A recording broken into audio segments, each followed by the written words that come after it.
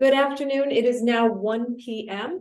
I will call the special Board of Selectmen meeting to order. The purpose of our meeting today is to perform interviews for our new poet laureate. We have 2 interviews today, the first being at 1 o'clock. The second is scheduled for 2 p.m. If the person comes in a little bit earlier, we'll start then. If they're right on time at 2, I suspect we'll probably pause the recording and then continue on. So at this time, I will bring our first applicant in. Oh,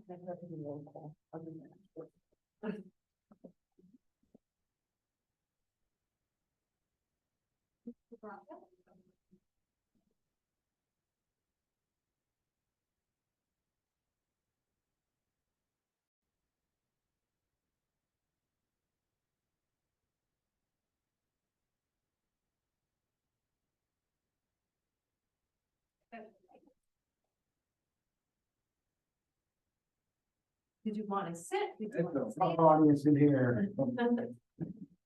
I'll stand for a bit. Okay. I'll get you a speaker.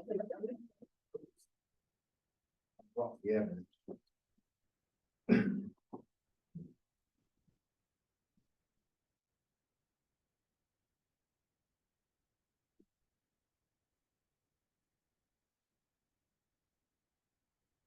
Okay. All right, everybody, this is Richard Brotbeck. He is our first applicant. You said you wanted to do a roll call. Oh, yes, just for the record too, we have both Ken Beausoleil and myself, Amy St. Ange here in the meeting. Suzanne Wachowski could not make it today. Mr. Brotbeck, thank you for coming in today. Well, thank you for inviting me. I'm pleased to have an opportunity. Yeah, we will have just a series of questions, generic questions to ask, but feel free to expound on any of those. Additionally, any one of the committee members might ask various questions that are, seeking more information based on whatever information you provide us today. And just that, so I'm Amy St. Ange. Also with us, we'll go around the table. Tara Penn, Director of Planning and Development. Richard, we know each other quite well. I'm Allison with the library. I bothered her once. All right, so let's begin. I think we'll just each take turns with the questions. And the first one being is, tell us about yourself and why you want to be Thompson's Poet Laureate.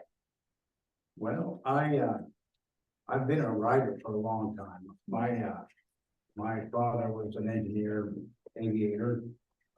He was a B-17 in World War II, and my mother was an English teacher and champion bridge player, author, poet. So penmanship and literature was high on our family's list. My father didn't read the newspaper in the bathroom; he read the dictionary, and he'd come out of it every day with a new word. So that was. He was in the Air Force when I was born. I was born in Enid, Oklahoma, and then we moved to England when I was 2. And I have some memories of England. And then he became a FAA flight standards officer when he got out of the Air Force in '61, and we moved to Kansas City where he was the flight standards agent for that airport for 10 years. I went to his retirement party in '86 and heard some stories that he was a real combat warrior in World War II, and those guys never told the story. I don't know a thing about the 8th Air Force and the Air War. The premise, opening statement of my last 2 books was, my father and I fought in the hair war over Europe. I distinctly remember the Beatles and how much that haircut, how much turmoil it caused. There were families that broke up over a haircut. And I was the youngest of 3 boys, so I didn't have much of an argument. So, but I went to school. My dad got a job in Saigon in 1971. So I went to school on Guam during the Vietnam War. I took driver's ed when the bomb trucks were going from the Navy base to the Air Force base. And my Dawson B-210 waving through the bomb trucks. And I like to say, I can say hello and don't shoot in 5 or 6 Asian dialects. Guam was a real tiny little melting pot. There was a kid from Iceland in my neighborhood. And how did you get from Iceland to Guam? Well, then my dad moved back to the States, got a job back in Kansas City in 77. In 76, I joined the Navy to see the world.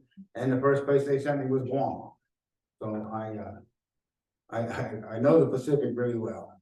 I took a couple of classes freshman year at University of Guam, and the political science professor read my final and kicked me out of school. He said, you can already write, you're a good writer, you're wasting your time, go back out into the world, gather stories, and come back in 50 years and tell us what you came up with. So that was my mission for my entire life. And now I have a 45-year-old treasure trove of stories that are completely irrelevant, completely outdated, and not much, there's not much value in it other than the 12 or 15 people that read my stuff, see where I'm coming from. But that's it. I've been a freelance writer. I've been in the Kansas City Star a few times, to pitch a lot of local regional papers. I have a lot of material in the Library of Congress, documentary videos. I did a lot for the Veterans History Project. But as usual, I went to look for the soft underbelly, for the real stories, and they didn't publish a lot of those. I uncovered a lot of things they don't want to hear about. But that's for a different day. I decided to open my own publishing house in 2008 because my mother had given up, and she got her. She always said she could wallpaper the living room with her rejection letter. And so I opened a publishing company in 07 so I could publish her book. And it kind of scared people. And I said, well, you know, if we can generate this kind of emotion, let's do it with everybody. And I had a group of about 150 followers there on Yahoo, and when their parlor games and their chat rooms were brand new, there was an actual poetry forum there that had professors and poets and real writers in there. And they were, at the beginning, it was actual banter back and forth and competitive poetry writing. And eventually became the kids wanting us to do their homework for them. But I was the top dog for a couple of years until I stepped over the line. Yahoo fired me. That I got generated a lot of great friends. English professor in Paris. I kind of adopted a young freshman student because his poetry was so good, and now he's a teaching professor in Kerala, India. I published 23 volumes, mostly poetry, some short stories. I brought a sampling of some of the stuff, but for 40 years, I've been participating in live poetry before they called it a poetry slam, when it was just a recital. I used to have a program based on Eugene Field that I just love dearly because it's endearing, and they call it the Poems of Childhood. That's the title of the book. They call it children's poetry, but that's not really what it is. It's like Bugs Bunny. That's not for kids. That was for us, and laughing at the kid jokes. And, you know, that's it's a long story. I published several of my own books. This was important. Oh, What a Tangled Web, 2008. There are 52 poets from around the world, including my mother. This professor, Dean Robert Sweatman, Biloxi, Mississippi, he invited me to come lecture down at William Carey College. And that's the professor from Rams, she's not Rams, Paris. She is Time Magazine's favorite Shakespearean. When they have a Shakespeare question, they go ask Christine Tupich, Dr. Tupich. Dr. Selectmen, he's recently passed away. On the back of this book, he called me the 21st century Walt Whitman. I don't write about personal problems or anguish. It's not, mine's not emo poetry, it's just poetry. I've been handing that around samples. These, this one, every keystroke is me. This one, including the artwork, every keystroke is me. Two of the poems in here, one contest. We can read that if you want, but they're well, that person, that's my bio in poetry. But to ensure you guys that I am not playing around, I got up this morning and I wrote this. More than just a train wreck. The corner was not so quiet that morn, when head-on two haulers from rails were torn. The sleepers, the tenders, the boxcars were lost. Bundles and baggage skyward were tossed. The signalman then with lanterns did hail, calling all stop, please, while our steam engines wail. Thrown all about the people who slept, the brakeman's hand on the lever was kept. Soon all of Thompson heard the roar when came together these engines four, when flying the rods, the pins, and a wheel, and all that was left was a mountain of steel. Today there stands a monument where once the rails were twisted and bent. It tells the tale so all will know what happened here so long ago. I wrote that this morning just to show you that when you're in a pinch and you need a poem, I come through it. That's what I do. I brought a list of, I've published 23 books, a lot of mine, a lot of collections from. Anyway, well, there's a episode of West Wing where Laura Dern plays the poet laureate, and she's disappointed that she hasn't performed well and nobody came to her thing and her induction. And this page comes up, oh, don't worry, it's poetry. So I'm used to that. My kid in India just published a book that we're going to print in India. We have a really big contest just starting, a cash prize all throughout the 5 major languages of India. There are more languages than we can count, but we've got professors from all over the country that are going to be judges, and I'm moving my internet presence to India because that's where all the young and hungry students are. Our kids don't care about poetry much anymore, and that's one of the things I want to do. I would conduct all of my business at the library. We would try to bring people in there. I do all sorts of things. I teach English as a second language. I teach creative writing. I do a funny little seminar thing based on the Gilligan's Island theme song. That's a common meter. You can if you write in common meter, it'll fit on the Gilligan's Island. Let's find a good one. I had no time to wait for death, so he kindly stopped for me. The carriage was, I lost Emily Dickinson. Something about the carriage contained anyway, you can do a lot of Emily Dickinson to the Gilligan's Island theme. I use Rockford Files theme. That's that bum bum bubble bum bubble bubble bum bum bum bum bum. I've written 10 or 12 good poems based on that. Then, speaking of good poetry, I do have some. I wanted to read a couple of these. My pride winner. Again, this one's just me. It's called My Shoebox. What wondrous things my shoebox behold, filling all over with poems and prose. Napoleon's there and Genghis the Khan, shillelagh, hockey sticks, sorcerers. I'm rifling through it, you see. I've lost something in there of me. I can't seem to find it. I know I did not. It's probably old at 15. Close to the bottom, it's there, next to the lock of my true lover's hair. The edges are worn and creases and torn. A sad look of forlorn. There in mom's mirror is me.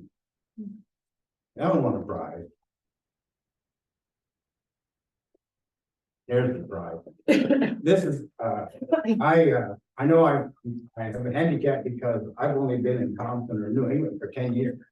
So I'm not a New Englander, but I'm really an earthling. I've lived all over the world and I adapt to wherever I am. I figure out what the paradigm of the locals are and I try to follow that.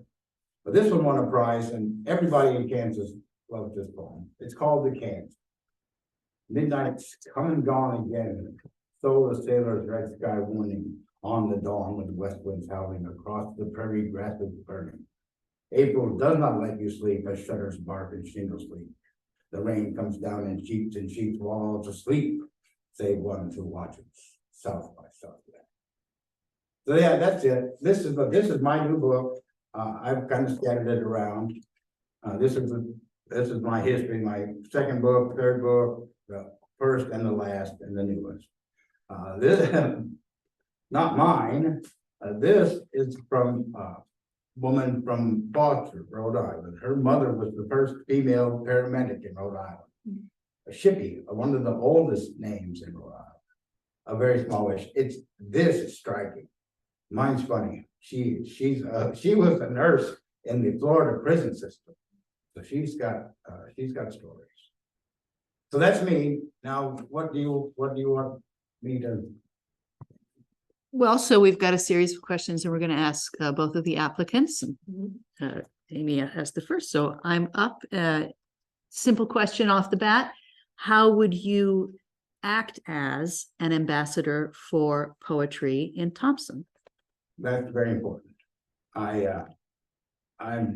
I'm a stickler for protocol and decorum, and I never kneel at the flag, although it's all right. The Dudley Fire Department has a firefighter in bronze kneeling at the base of their flagpole, so I think we can squash that argument. It's everybody's flag, and you can pretty much treat it how you. I'm not gonna kneel at them for that. But no, I would again, I would take all of my business through the library. I really want to, as poet laureate, I hopefully would have a little more leverage in things like that. The wall mural I want to work on across from the library. I talked to oh wait, my memory's gone. Was it Daniel? The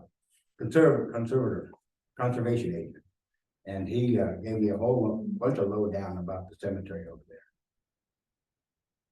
That's one of my sayings. Poets don't belong under there's two venues the poets can feel comfortable in. It's a cemetery and a playground. Anything else is kind of business-like, and poets don't fit in that box. So yeah, I would treat it with the highest esteem and respect, and I would always look the part and act the part. I've been a public figure before, and I know when to be quiet, although I don't always press myself on that, but that's only when I'm in public. But no, yes, I would take that very seriously. Okay. Please describe how you would interact with the youth of our community. Oh, that's a great one. I am just now learning how much they value the hip hop poetry. It's a lot of wordplay and a lot of simple rhyming, but it's a science to them. And I didn't know that. I thought they were just rambling and find a rhyme and fly with it. But no, I would work with the kids. I'm also a songwriter, and I want to get with the chorus director at the school and have her work on a thing for me. I have a song that I want to do hopefully the entire world sing along next year. I've been working on it for months.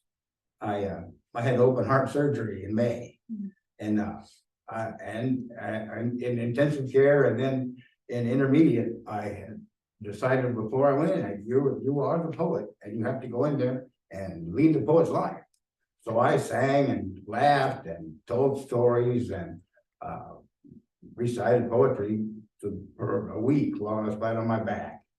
And on the way out, one of the nurses said, that lullaby you were singing, that's great. We ought to do something with that. So I had a couple of friends chart it out and we're working on it. I got a guy in Ireland, a guy in Missouri, and the kid in India was the first one to come up with a video of it. It's striking. It's just beautiful. But they forgot that the chorus was. They thought the chorus was part of the melody, so they didn't really do the chorus separately. But it's beautiful. So yeah, that's our future. I've been telling all the old parts for 2 years now. Let's get over ourselves. You guys want to go back to 1950 and the kids want to go to 2050. We need to deal with right now, right today. And let's let the kids have the future is there. We had our time, we had a great time with it. We tore up the world and ended it to the next generation. And so they've got a lot harder tasks than we had. They and a lot more information than we had. We garnered our information by looking at the stars, and you can't see the stars anymore. So that's an important job for poetry, to bring the stars back to where that's what a writer is supposed to do. What's the adage of pictures worth 1,000 words, or 1,000 words got to be more than one picture. And imagery is important to me. Again, I have some ideas of how to pursue when I met Mr. Mello, they were doing some rubbies in the cemetery. And he called one of the kids, he said, "You're supposed to be my shadow." And so I started singing Me and My Shadow. And all the older kids laughed at it. Oh, this guy's funny. So I thought I had him for a few seconds because I'm a storyteller. I've got some story that relates to every possible situation. Who was it? Pygmalion. Help me out. My Fair Lady. Yeah, no, who wrote that? The author. Oscar Wilde. Yes. No, Pygmalion. Oh, Shaw. Yeah. George George Bernard Bernard Shaw. Well, he said, if you live long enough, you'll see everything. And so far, that's proven out. I met a kid from Iceland who lived on that. I've seen a lot. I'll go with the next question for you, okay? And could you describe how you would interact with our senior community? Oh, well, those are my pals over there. My wife and I just started having lunch a couple of times a week, and we love the people over there. They had a Jeopardy game the other day, and I was trying not to show off and answer every question, but the ones that had a song related to it, I would sing the song. They didn't know who died in a plane wreck in 1963. So I started singing. We go out walking after midnight, and so Betsy Klein, that's it, yeah.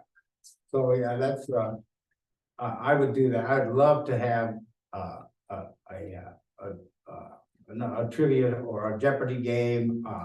I know my mother was a card shark. I know all the card games, so I could. That's what they like to do. They want to play bingo and play cards. So I could. You can play with 4 decks of cards. You can play canasta with 12 people, and so that I would. My wife and I do a puppet show. We have a collection of puppets. I sold the stage, but we were going to build a lightweight one out of fall. But yeah, that's.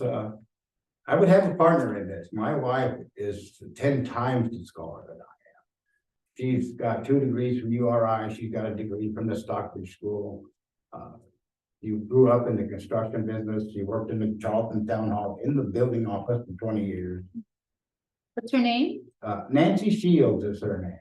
Nesta, she goes by. That's her Irish. She grew up, she's from here. She was born in Providence, grew up in Webster, went to school in Southbridge. Catholic school. She's got all the good Catholic school jokes.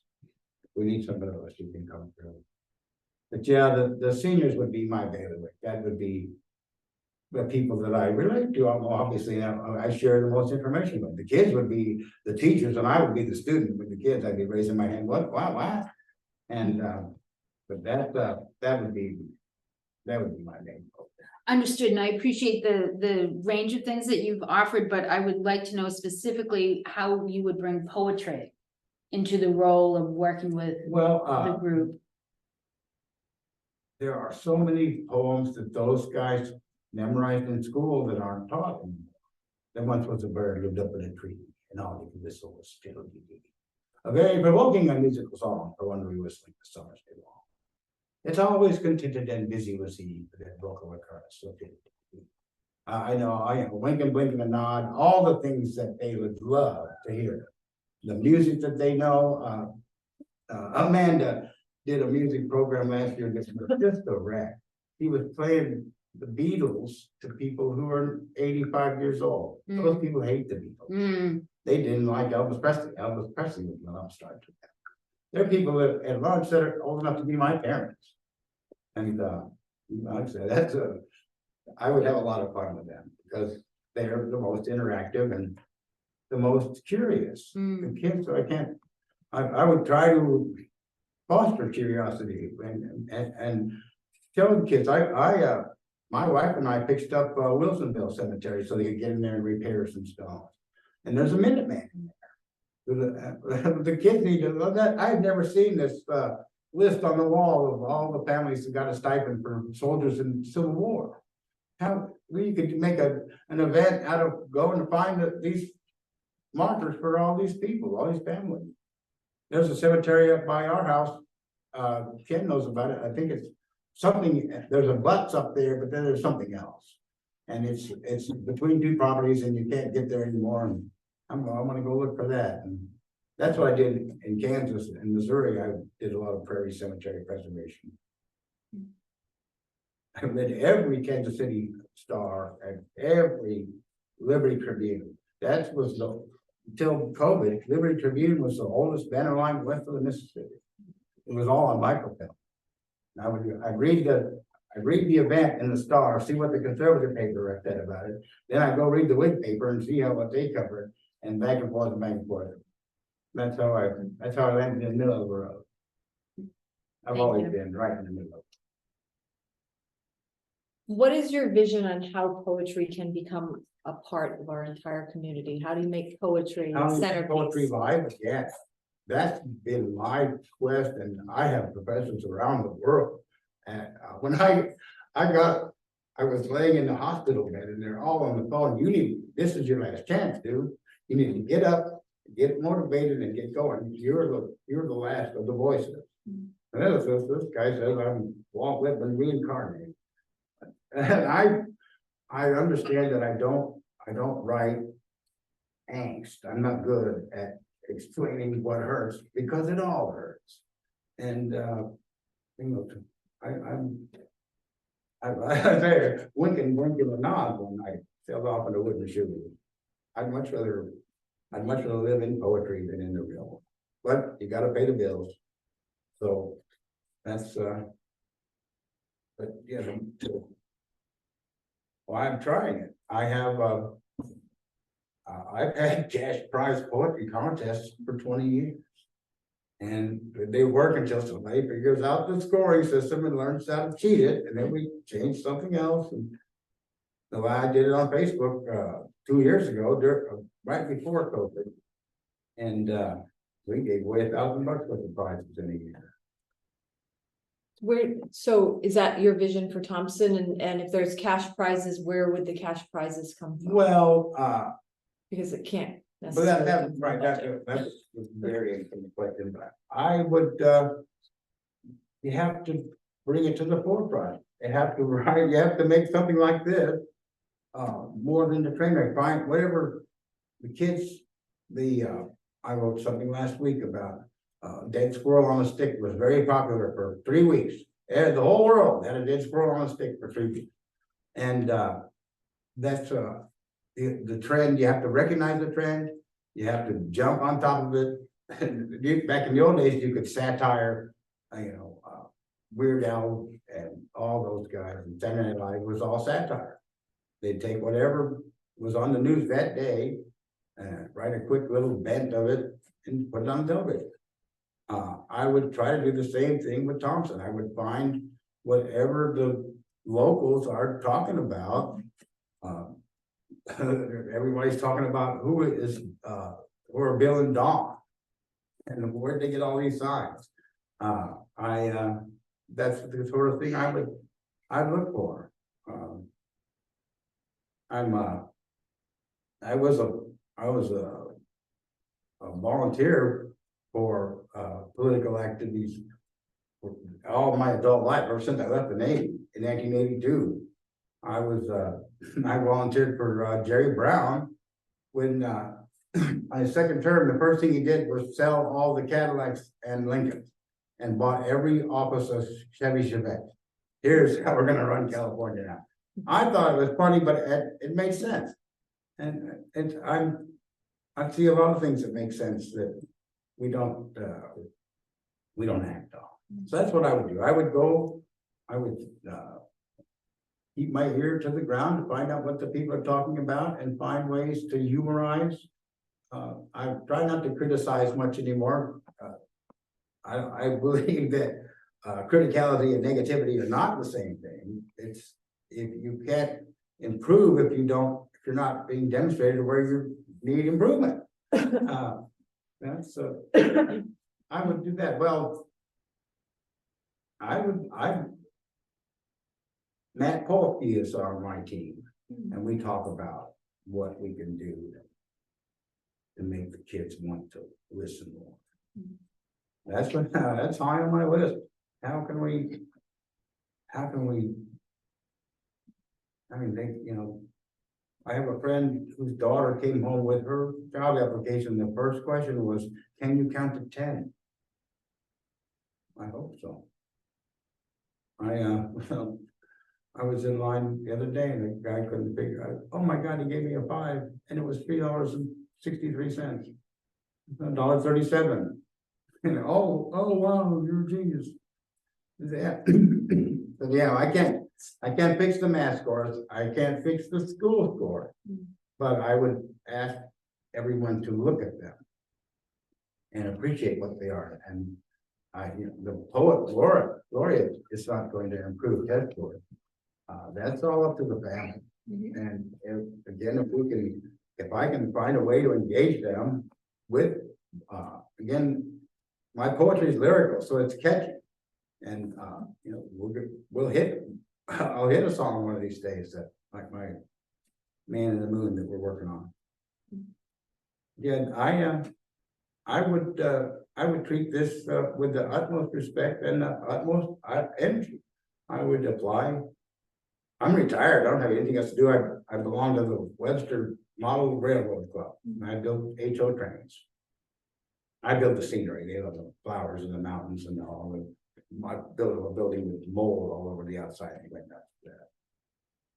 And then that's why I've been applying. I got a farm that I was flat on my back during the planting season. So whatever we got is what came up from 2 years ago, and we're gonna do good with the Sweet Annie this year. So briefly, what makes you the best candidate to be Thompson's Poet Laureate? I would say that this book right here makes me perfect. This was a poetry contest we held in India in 2010, and the girls came out of the woodwork to be in this book. I had the records. The reason that half of these are no longer published is because all the records were washed into Long Island Sound during Hurricane Sandy, or the Atlantic. My first wife had passed away, and I moved to my business partner's office on Long Island, West Islip, on the water, and we're underwater in 6 months. So yeah, so I gave up for a while, but then Christine and Jay and all the professors, you know, come on, you're our guy, you're the one that only does poetry, that's all you do. So, okay. Well, I guess I wish my wife was here, she could do Shakespeare. She's the scholar. I'm just a poet. Like I say, cemeteries and playgrounds, those are the two places that I relate to the best.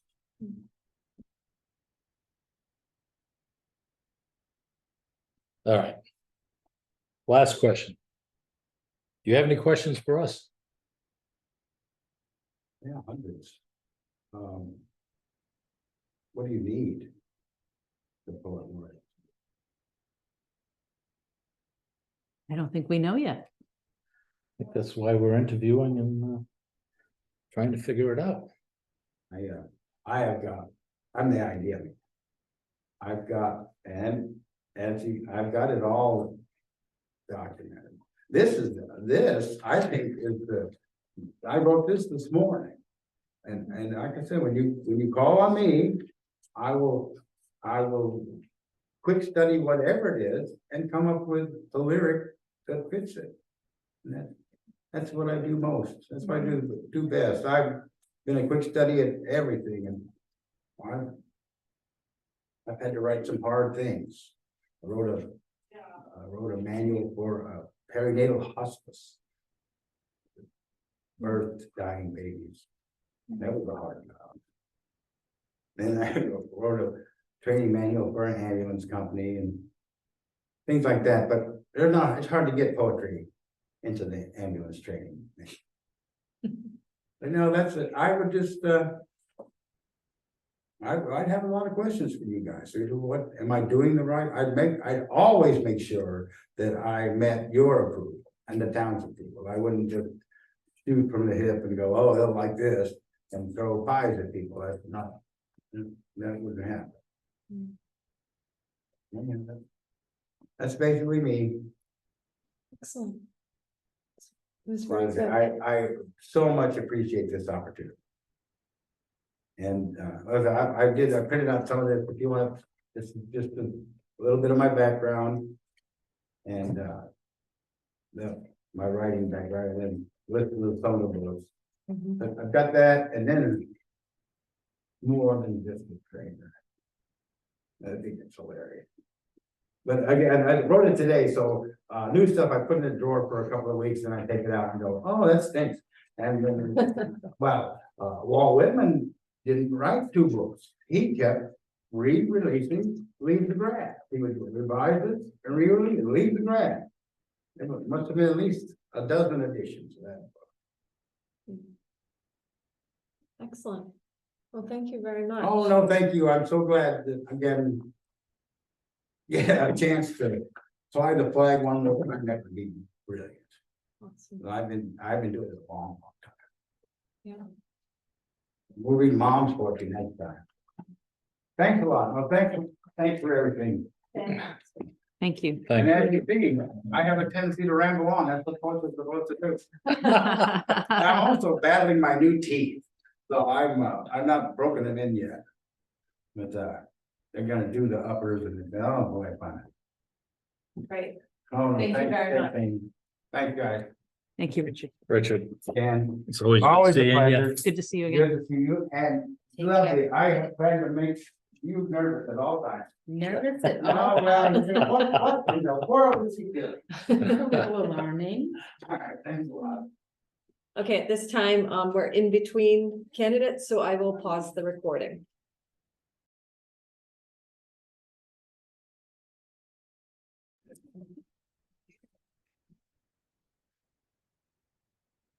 All right, we are back and with our second applicant for Poet Laureate, Stephen Vayu. Did I say your name right? Bayer, Bayer, close. okay. I don't have an N at the end of my name, Okay. so it's Steve. All right. Oh, Steve, sorry. That's okay. My best friends call me Stephen all the time, because I need 2 syllables, you know? All right, so we have a series of questions for you to answer. Each one of us will take turns asking the questions. Really, informal, and we just want to get to know you. Okay. So with that, tell us about yourself and why you want to be Thompson's Poet Laureate. Well, I mean, I have been writing for years off and on, more so since I retired back in 2009. I actually think I'm doing a number of things already that that are poet laureate roles. I mean, I host poetry events at my house. I have a poetry series starting up in September out in Wellington at the I'm trying to remember the name of the place, the Packing House. So that's the Packing House Poetry Series, where we're featuring a couple of writers each month, and also having open mic beyond that. I co-host over at the Sawdust Cafe in Putnam. We have a group that meets once a month there, and participated in readings in Massachusetts and Connecticut, various venues. I write. I have a book called Event Horizon, which was published early last year, I think. And I'm interested, in involving the community. One of the things I did last year was actually a combination of two loves of mine, because I have photography exhibits in Putnam actually currently, and one coming up next week in Thompson. But the event that I had done before that, I invited friends of mine who were writers to write a poem that corresponded to each of my pieces. So it was a way to involve the community, because it wasn't just my photography on the walls. It was the spoken or the written word by a number of individuals. I'm involved in a variety of things, and poetry and photography to me are almost really a combination, because strong imagery is something that I know I'm successful if I can create that. And I actually hosted an international online program for 6 or 7 years, where people were asked to contribute a piece of art every day, and we would go on for like three months or so. And that involved photography, it involved coffee ground readings, it involved the written word. And actually one person actually did one painting where every day she added something new to the painting. There was overlaying or added different item. Like that.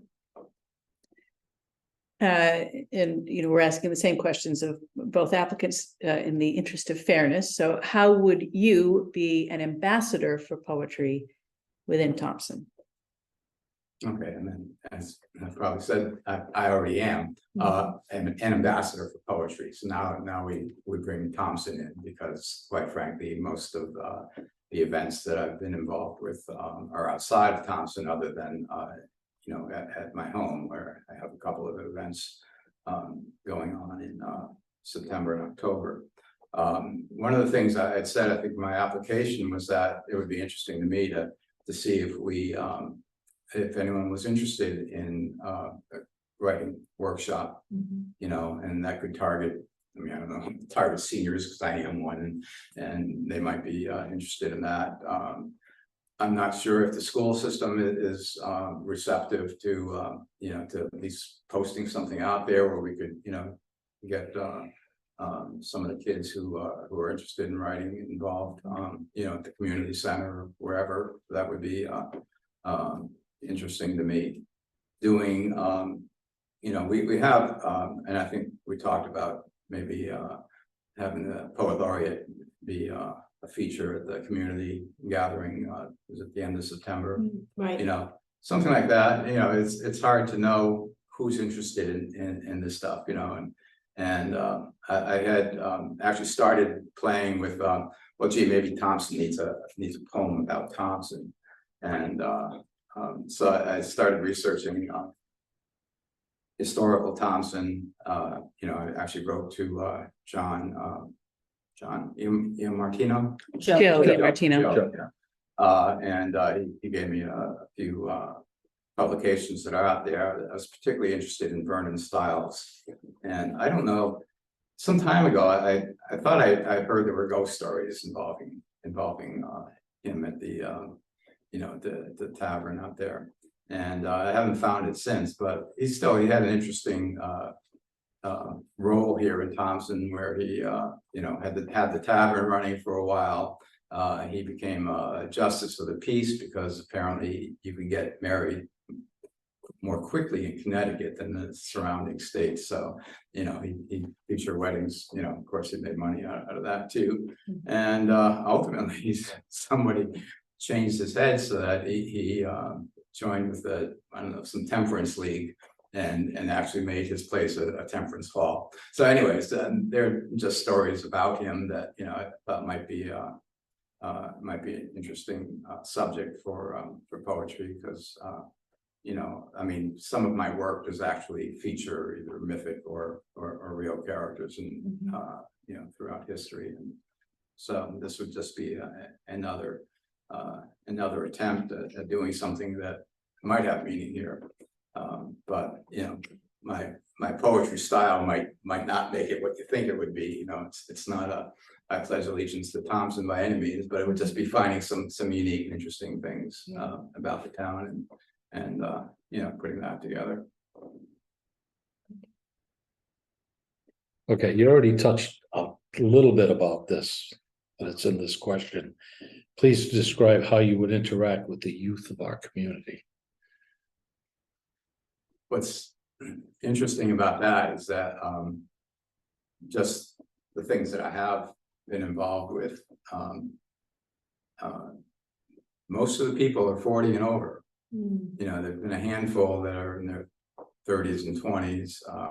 And actually I got excited when I ran into someone just out of college, Alana Parrott, her name is. She's from Massachusetts. Actually, she just moved to Rhode Island, and 22 years old or something, and a background in theater, but writing some really interesting poetry. She's part Kenyan and Irish, and is really writing about things involving Black America.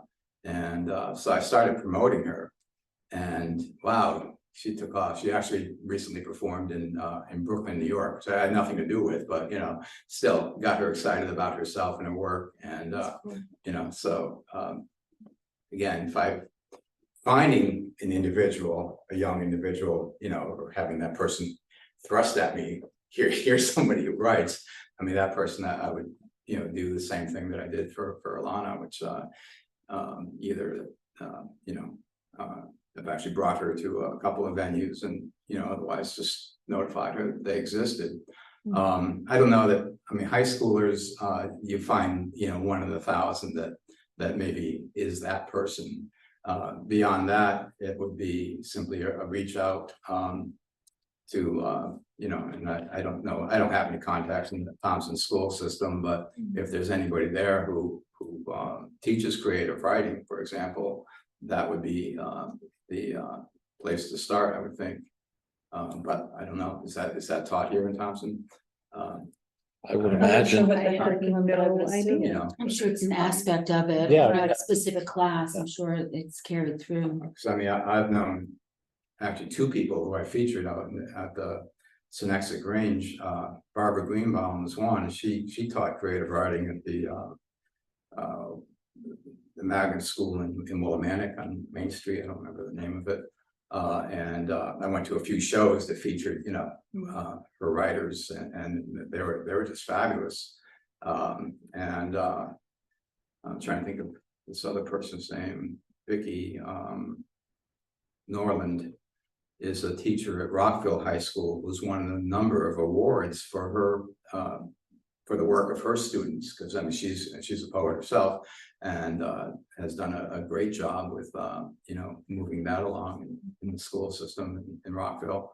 So that, who is that person at Thompson High School? That's But could it be you? Like, would you go well, in and do? I would certainly you know, but I'm talking about the person who's already there. who- Understood, who you could liaison with, but would Yeah. you feel comfortable going in and talking to a group of 60 students? And on a theme of what is a I don't know, poem? is that as hard as talking to 300 accountants? Oh, that's a totally different ballgame. That is a completely different ballgame. Yes, I was trying to bring electronic filing to the state back in 1992. Wow. They asked me why.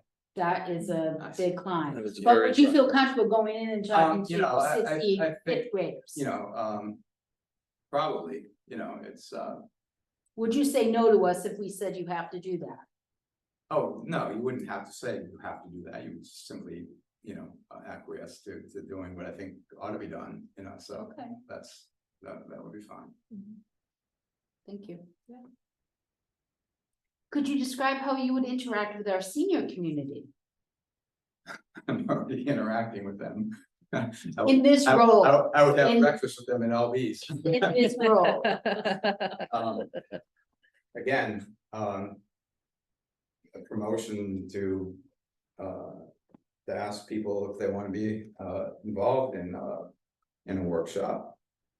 And that would be done through the same avenues that I think you use right now, which is town notices, you know, social media, that kind of thing. Otherwise, you know, I just call Richard Brockbeck, he lives right down the street, but he's not really right. What would be, touching on that, what would be some of the things that ways that you could reach out in order to garner the interest to these various groups, whether it's the youths, the seniors? Yeah. So I guess I can speak to that because I have successes and failures with reaching out on, you know, some of the photography shows that I'm doing, and I'm actually offering a class in digital photography in September, and I think I've got one response. So, you know, but I who are was, you partnering with on that program? I belong to the Art Guild Northeast. And they asked me to teach, and I said, sure. And then they asked me if I wanted to promote or if they would do it. And I said, well, you guys know what you're doing, you go ahead. And I think so far I have, like I said, one sign up, so it may not occur. And where's that being held? At, what's her name? Pam Lee's house. She actually just put together a studio, an art Oh. studio at her house. And she volunteered to, you know, to have that be the place. If not there, it would be at the municipal complex in Putnam, in the community room we have access to. Thank you. So I guess I would dial in a little bit on both of those questions, because I've heard you say a couple of things that to me sound like actual action items that you would be interested in. And one was, you know, the poet laureate speaks at Community Day, and my thought immediately goes, so what if there was a segment that was a poetry slam at Community Day, and Oh, what is the poet laureate's role in that? And you know, what is the poet laureate's role within the school system? I mean, aside from the reaching out portion, if you get embedded in there in some way, what is the thing that you are doing? Is it a workshop? Is it helping the kids to self-publish a poetry journal or a larger Yeah, creative writing okay. journal? So those are I guess that's when we're saying how are you interact. In your case, what I'd like to know is what are the action items that you would envision, whether you think they're realistic or not. Okay, and actually publishing wasn't even the thing I was thinking of, but I've taught a creative workshop in an adult ed program out in Windsor, Connecticut a while back. So doing a workshop, and I've been in several workshops where we the Emporium Poets, we used to meet on a monthly basis out in out at the Emporium on Main Street in Middletown some years ago, and it was just, you know, a group of us with a kind of a structure to read each other's poetry and to comment and, you know, help each other improve. So that being done in a school system, I guess I would be more in charge rather than a peer for doing that kind of thing.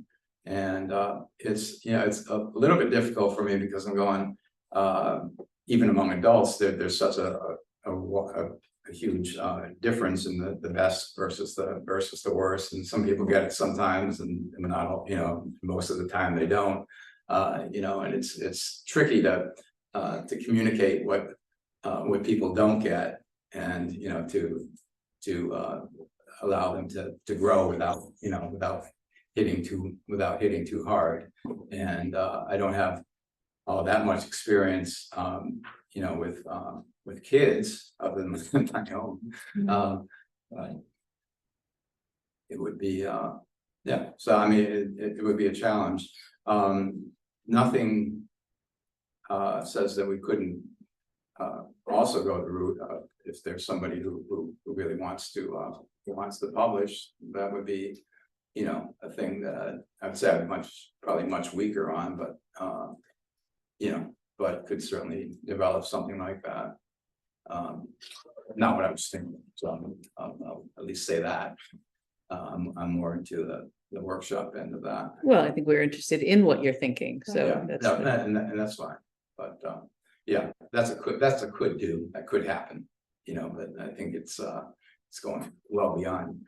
If there's success at the one level where workshops are running and, you know, and running effectively, and you've got writers who you know, who should be creating chapbooks or you know, published work. I have connections, so there's that. It's a good thing to have. Yeah. The fifth question I feel like you've been touching upon, but if you could have what you envisioned, what would poetry look like in Thompson? As being part of the whole community, or what? You know, I have visions for your mill building. And I envisioned that as that was being put together, that there would be a gallery that was available for a nonprofit organization, and where we'd have art, you know, during the course of their creation of the apartment complex, and that would not be just visual art, but that it could well be a venue for poetry. And I mean, you know, poetry performance is really what I could say on that. Nice. But, you know, I don't have that. So beyond that, it's, you know, events. You know, if we have high schoolers that, you know, that enjoy performing, or that, you know, become performers, then absolutely that, you know, have, you know, we trying to think in Willimantic, we had probably 20 kids who got up on stage who probably never thought that they'd be doing this, and they were up there and enjoying themselves. And, you know, you get a lot of, you know, positive feeling for that, both prior to the kids and, you know, the parents who were there watching them. I think that you'll find that in the high school, there are a lot of kids that are into the arts. They're very excited about the arts. They've had a couple of productions now, and not just music, but theater, and I'm sure that writing would go along with that quite nicely. Yeah. So So the question in order here, I actually think is a little redundant to the first one and to some of the stuff that we're talking. So I'm going to change it up and just ask you what you think the value of the poet laureate position would be within the town. The value to the town? The value to the Okay. town. Gee, I could answer the value to myself, but it's all right. In other outreach to the community. I mean, you know, if the okay, well, let me go back a bit. Because I just thought this was amusing, and I actually have a poem that addresses it. When you posted the poet laureate opportunity, and I think it was maybe Winnie that had, you know, a press release on it, and all of a sudden I saw all these comments, and it was like, what in the world are you doing? We don't have enough money for the teachers. It takes 30 years to pave a road, you know, and we're hiring a poet laureate. Who needs it? You know, and I go, wow. that's hitting me who's interested in the position, not just, you guys. And, so I just thought that was a tough one. Really, there is a value in, of course, reaching out to people who are already interested, because that coalesces that group and makes them stronger. To the extent that it reaches out to people beyond that, who suddenly become interested, in the arts, there's a level of consciousness in poetry and in writing, any writing. And to the extent that starts touching the lives, the social lives of people in the town, I think that's a value. And as I said, when I did the show in the Silver Circle Gallery with the poetry and photography put together, that really kind of, it was an interesting show to be talking to people about. And in fact, I think a friend of mine copied me at the Thompson Community Center, because she did an art show with her poetry and her friend's photography, or I think it was photography or art anyways. But so is it a positive outlet? Depends. I mean, if my only the poet laureate's only touch with the town is at Community Day, and a workshop on a second Monday in November for the kids, and one in December for seniors, then kind of flat after that. If there's an interest, I'll know it beyond this town, because people say, oh wow, there are all these other venues where we can go, and and see, we'll start seeing some of these people at different venues, obtaining different experiences from the wonderful writers out there. One of the things, and I don't even know, but 4 or 5 years ago, I think I was asked to join a group. There's just 4 or 5 of us over at the Performance Complex on Main Street, Putnam, and this writer was just trying to put this small group together, and we went, and there were 20 or 30 people at the show, and that was that. Except I met close friend of mine now, Sarah St. George, who was hosting this kind of round robin event over at Victoria Station, and now she and I co-host at the Sawdust, and we started discovering people at the Starlight out in Southbridge, and the venues out in Worcester, and suddenly I'm just seeing all these events, and I go, wow, I can't go to half of these. And it's almost like, is there a renaissance of poetry in this part of the world, or is it simply that it's been uncovered because I met one person, then another, and this thing started snowballing? Not sure, but definitely feels like there's a renaissance. One of the things, and I'll be reading from that later today, as we've been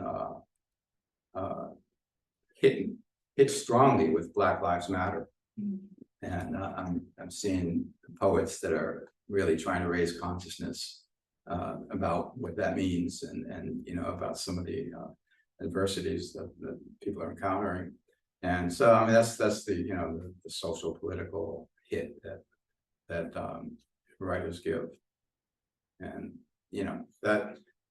that's a tough one, because that affects the community in different ways. If people are totally against what you're saying, then and on the other hand, if it's raising any kind of consciousness, that's really ultimately I think the objective. You mentioned some of your poetry. Yeah. Would you like to read something? Yeah, I've actually brought 3 pieces, and they're very different from each other. One, that's a reaction to Let's Build Roads, Not Poets. So I'll start with that one. It's pretty much tongue in cheek. Is this new? This is new then, since. Yeah, see, I think I have 2 pieces that are Yeah, they're new, and then, one of the pieces that I think I submitted was, Blackbirds. Yeah. So that one's, a couple years old. So, I don't know if you all remember Jonathan Swift. He wrote Gulliver's Travels. But he also wrote something, he wrote an essay called A Modest Proposal, which had to do with, children in poverty in, Ireland, I think. And, his modest proposal was that they'd make fine meals.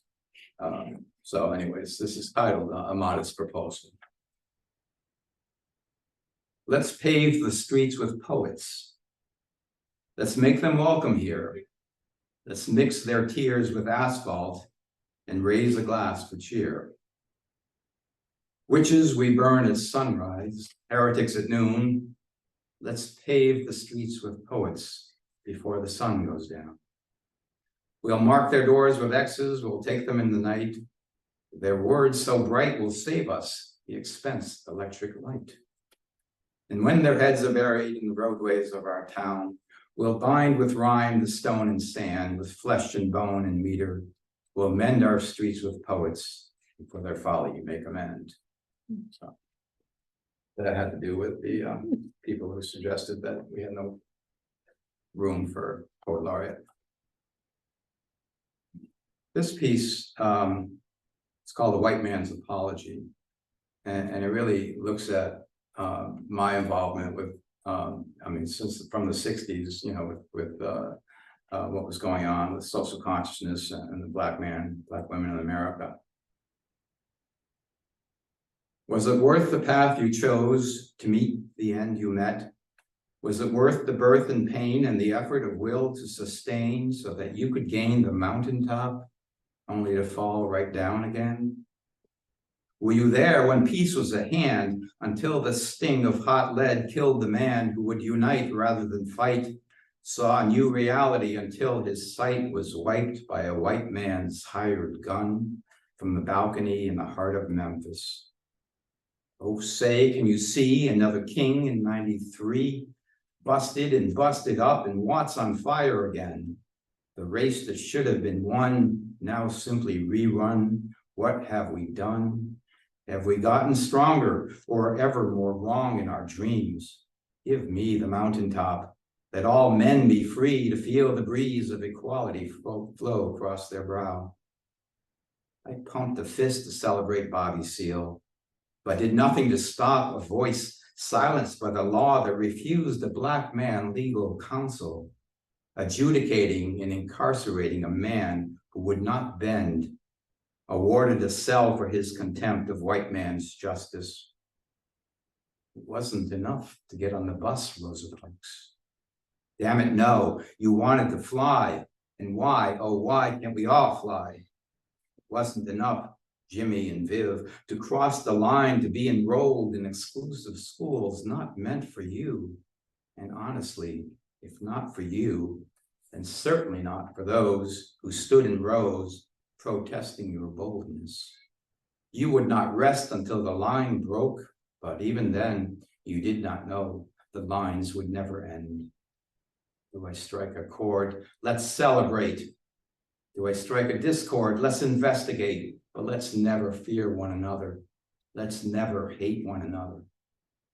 My eyes teared in the gaseous fog as I marched in Madison, Wisconsin. But I was free to leave the fight and join the right and collared white in ties, while you continued to attack the lines that separated me from you. Was it worth the dreams that were the very seams of your reality and mine, that tore the core of your being and rebuilt like a tattered Frankenstein the man you would become? Should I weep for you? Should I say something that simply cannot be said without shredding all that is mine? A quote from Angela Davis: I am no longer accepting the things I cannot change. I am changing things I cannot accept. I was there when we broke down the walls, hurled stones, and mended broken bones. We rose up as one and one and one, protested and resisted, and were often arrested, protecting our side against the genocide and the lies and the rice paddies of Vietnam. I was there because I was white enough, because I was bright enough, because I was connected enough. I could afford to be liberal. I could afford the pretension that I cared. Easier to be liberal and white than be black and right. And after 50 years, what have I done? Who was I protecting as if I had nothing to gain? But knowing your pain while being detained expiated nothing. I was there for me, hiding behind my convenient white skin, knowing I had choices. Was it enough? Was it ever enough? Will it ever be enough that I was there? Am I strong enough to admit I was wrong enough? Am I strong enough to begin again? Is it enough? Is it ever enough to replace the sting of hot lead with the warmth of soul? Let the mountains ring, the caged birds sing as we open the doors for unfurled wing. It is not enough when another black night is snuffed that I utter with disgust, oh my. We need to breathe the same air, be in the same room. We need to open our hearts, open our homes, resist and desist, and cry out against inequities and inequalities with one common voice. So that's my political ranting. And last one,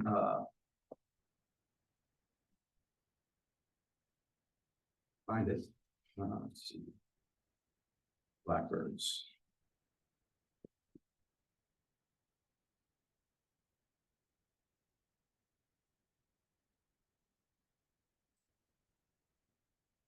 Nonsensical poetic revenue,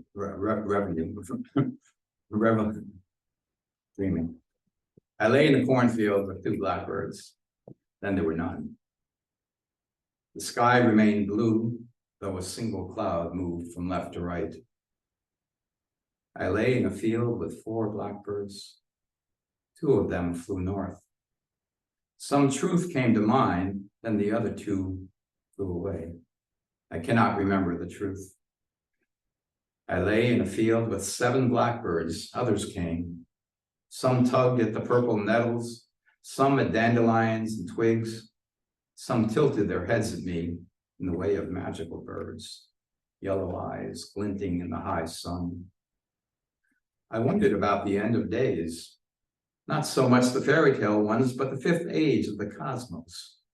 After the black holes have evaporated and dwarf stars have collapsed into lifeless husks, when protons and other particles have broken, light has been turned off forever. The sky blackened with the murmur of wings, and the flighted song gave an edge to the field as I lay in the midst of the corn, surrounded by blackbirds, brown and purple, and plants colored maize in amber, blue, and gold. And I remembered that you are part of my song. For I lay in a field with blackbirds, and they took hold of my heart and anchored it. And a pyre lifted in their midst, blackbirds swirling plume to heaven, and I lay in a field of broken corn, hyacinth and daffodils swaying, a flowering blanket twisting toward the inevitable edge.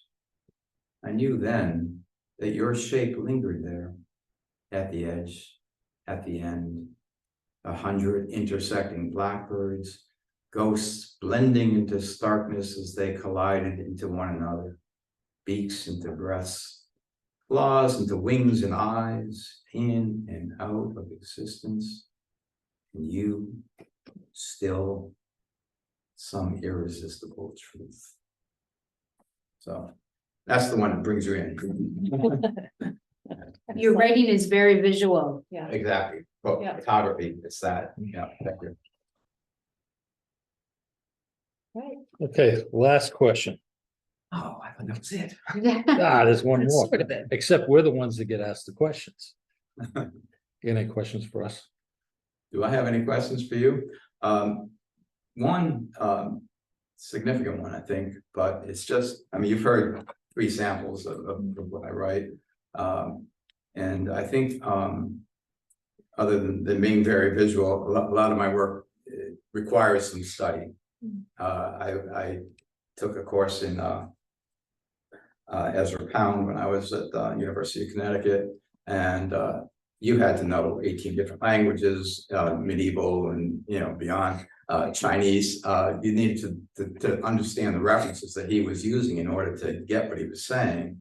But once you did, it was like solving a puzzle. It was just like, wow, you know. And so some of my work, a lot of it goes out and reaches to Greek and Roman mythology and other mythologies as well. Very, very, very popular right now with kids. Okay, well, so Very, fine very for popular the with kids. But I always wonder, like, even today, my choice of poetry, I saw, you know, should I read Icarus, you know, which is about if Icarus didn't die from the wax melting his wings, where would he have been? And so I chose disasters throughout history, including 9/11 and Columbia falling from space and the Hindenburg, and had him there each of those places where he just keeps falling down and surviving. But you know, so it's you know, so some of that. But you know, reading it at something like Community Day, and it's like I'm going, all right, what would I read there? You know, I could anger people with a white man's apology, maybe. You know, Read the room, yeah, right? and that's, and I'm always Read the room. doing that. Yeah. Blackbird, which maybe means absolutely nothing to anybody, but whenever I read it, it gives me the chills. So, you know, and it's very visual, and you can get, you know, the reverie that's going on, and you know, one or two birds flying over, and then you start noticing more and more, and then surreal things begin to happen. I actually, main piece I've been working on for the last 6 months, I've been reading from a screenplay that I wrote called Breckenridge County, which the only speaker in it is an old man, farming community, 1942. And I actually started writing it when I was walking my dog. I just started talking to my dog, and the next thing I knew, this thing was coming up and people were coming alive and stuff. And I had to reach back, because if you're 65 or 70 in 1942, that means you've got history back into towards the Civil War, and you know, just a variety of things. And that one seems to reach, that really reaches an audience. But you know, reading the entire thing is probably an hour and a half. So yeah, doing a community day event, you know, like I said, if I put something together that was you know, Vernon Styles or something about Thompson, that might work. You know, things that people who've lived here all their lives recognize. I mean, you know, but those aren't always available to me, because you know, you sit there and you go writing ideas down, and you don't know where they come from, but you know, ultimately they get developed. So if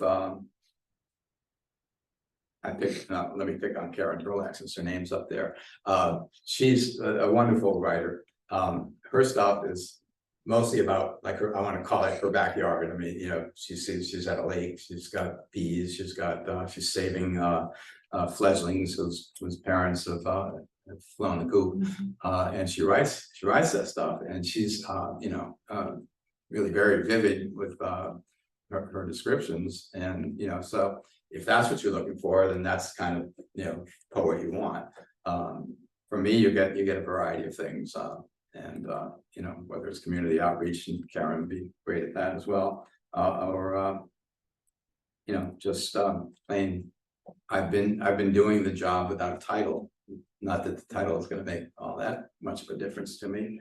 The one thing that it does possibly for me is that there's actually a group of poet laureates. I mean, obviously from every other, or from many other towns in Connecticut, and there's an organization that I could then join, and that just brings more people to you know, into my sphere of influence, and you know, so just helps grow things. So yeah, you all have to decide what you want, and it's not Richard Broadbeck, no. I'm just kidding, but yeah, he's fun, and he has he's probably told you he's got a few groups on Facebook that, you know, where we participate in different things. One of his recent attempts was pretty funny. It was like you had to either write a poem and put it on the site, or you got a robot, a chat GPT or one of those to write it, and then you just posted it, and then people had to vote for whether it was written by a human or Wow. or a bot, you know, Yeah. so, AI. you know, so I mean, it's, you know. Teaching the chatbots to learn. Yeah, it's Yeah. pretty much feeding the monster. So, Apologies, I don't think I introduced myself. Oh, I never did that I either. think I'm you know sorry. who I am, but for the record, and for your courtesy, I will self-identifying. My name is Allison and I'm with the Thompson Library. oh, okay. I did introductions the first time around and then I forgot, so And I that's. meant to do my that bad. before I did my question with you. I Okay, apologize. no problem. Actually, I spoke to Karen Karen, yesterday and said, did we even talk about the library today? Because I said to her, I said, you know, this would be an ideal place to, you know, to advertise and to, you know, Yeah. to, you know, meet either, you know, library, community center, Yeah. do this kind of stuff. Sure. And I think, you know, Tara and Ken, of course. Yeah. And I'm Amy St. Ange. You still ain't. I'm yes. still in. So. All right. Yeah, I mean, poetry is what everybody enjoys, whatever you want to write about. I mean, Hmm. I may not like what you write, you may not like what I would write or whatever, but it's in, you know, if it's a venue that somebody can go out and do their poetry and have an audience. Sure. And, you know, that is promoting poetry and Ah. setting up the various avenues or venues to do it. And, you know, that's usually how you make it aware, by having those type of things. And there is no right or wrong way of, you know, doing it. No, I mean, as far as how you Now, write. AI Oh, poetry. Yeah, sounds a but little I'm saying sketchy. what you want to write. Just gonna go on the record with that. Yeah, no, but I'm saying what a So person for wants to example, write. So, Yeah. there's everybody, like I said, everybody has their own taste, so a lot of that's gonna come down. I would have to think, you know, the organizational part to promote it and get people to partake in it. Sure. That's how I would envision a poet laureate. Poetry offers a lot of springboards Yeah. for a variety of ages. Mhm, mhm. Yeah, definitely an ambassador. And, Excellent. Well, thank you very much. okay, welcome. Thank you, Steve. Good seeing you, Steve. You do, Ken? Last place I saw you was the Crosby, Stills Nash concert. There? Wooden horse. Yes, Guys, yes. you were there. I Oh, saw the you. cover band. Yes. I was thinking. Wooden horse, they were very good. Wow, you got to, and then I was like, how old are those people? Well, at least They one all of them is dead now. Right? I Yeah, thought a few of them did fortunately. pass, yes, they're Oh, you know what? on the other side of things. On our agenda, there is, Citizens comments. citizen comments. Karen, do you have any citizen comments for us before we wrap this up today? We put it as- She's unmuted. Yeah. She just did, yeah.